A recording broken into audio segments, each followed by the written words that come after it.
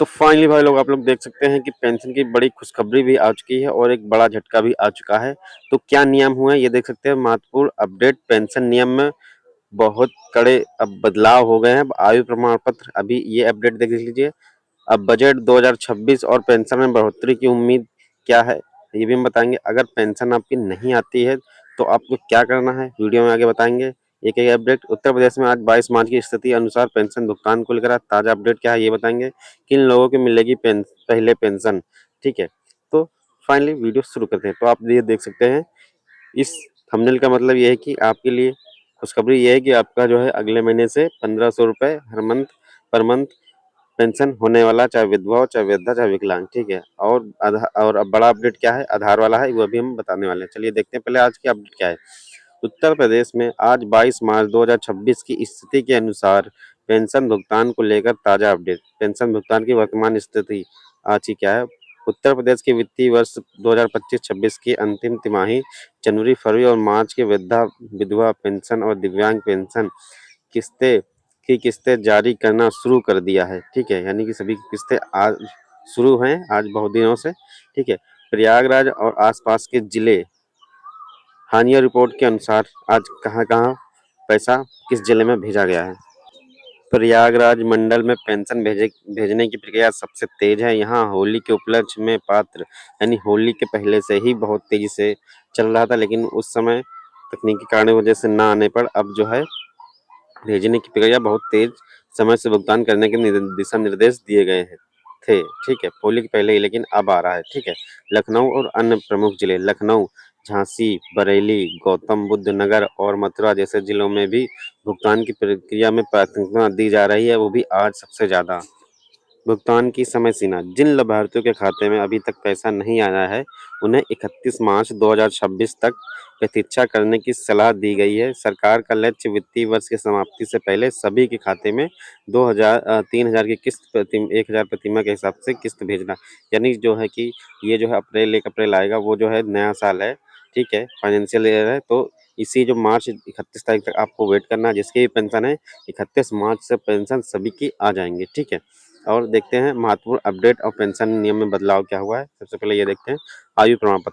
उत्तर प्रदेश ने सरकार में अब वृद्धावस्था पेंशन के लिए आधार कार्ड पर दर्ज जन्मतिथि को आयु आपका प्रमाण पत्र मानने से मना कर दिया है। यानी कि अब जो है कि आपके जो आयु प्रमाण, यानी आपकी जन्मतिथि का प्रमाण, आयु प्रमाण आधार कार्ड लगाते थे, अब वो नहीं लगाई जाएगी। उसकी जगह आप पेंशन, आप जन्म प्रमाण पत्र दें या मार्कशीट दें, ठीक है, या कोई और अन्य दस्तावेज जो वैलिड हो, ठीक है।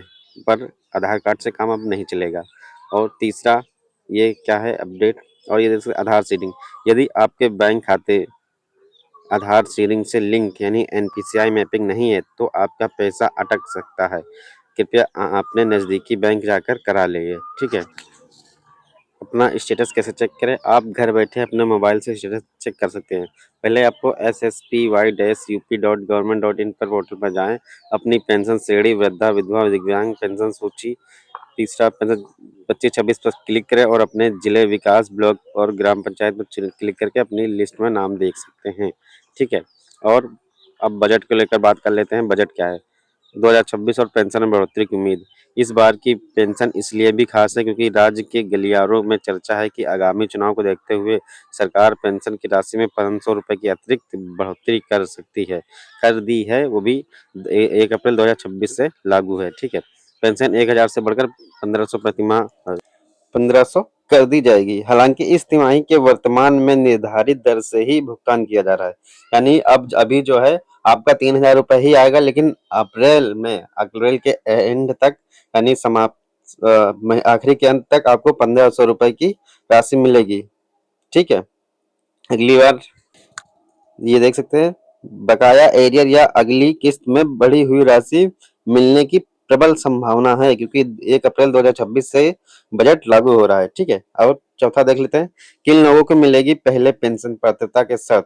पेंशन का लाभ पाने के लिए सरकार ने कुछ कड़े नियम बनाए हैं ताकि केवल पात्र व्यक्तियों तक ही लाभ पहुंचे। केवाईसी अनिवार्य है। जिन लाभार्थियों ने अपना आधार प्रमाणीकरण, आधार ऑथेंटिकेशन पूरा कर लिया है, उन्हें प्राथमिकता दी जा रही है। ठीक है, यानी जिन्होंने भी अपना आधार ई-केवाईसी यानी वही जीवन सर्टिफिकेट अगर नहीं बनाया है तो बनवा ले। हमारा वीडियो यूट्यूब पे पड़ा है, आप देख कर लीजिए। ठीक है, आय सीमा ग्रामीण क्षेत्रों में 46,080 रुपए होनी चाहिए और शहरी क्षेत्रों में 56,460 वार्षिक आय। कम आय वाले परिवार से ही इसके पात्र होंगे। बैंक खाता स्थिति आपका बैंक खाता सक्रिय एक्टिव होना चाहिए और उसमें आधार सिंकिंग एनपीसीआई मैपिंग अनिवार्य है, यानी कि आपका जो है आधार से एनपीसीआई कराना हो, ई-केवाईसी, ये दो चीज बहुत ही जरूरी होती है। चलिए आखिरी देख लेते हैं।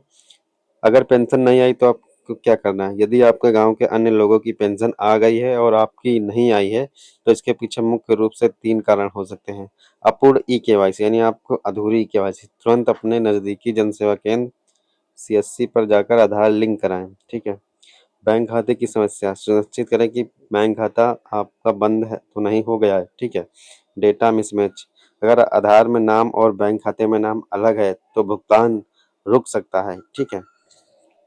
भुगतान यानी आपका जो है बैंक पासबुक और आधार कार्ड में डेटा स्पेलिंग नेम वगैरह डेट ऑफ बर्थ सब कुछ सेम होना चाहिए, तभी आपका पैसा आएगा। और अगर ऐसी स्थिति में आप अपने जिले के समाज कल्याण विभाग के कार्यालय में संपर्क कर सकते हैं या हेल्पलाइन नंबर ये दिया हुआ, इस पर आप कॉल कर सकते हैं। ठीक है।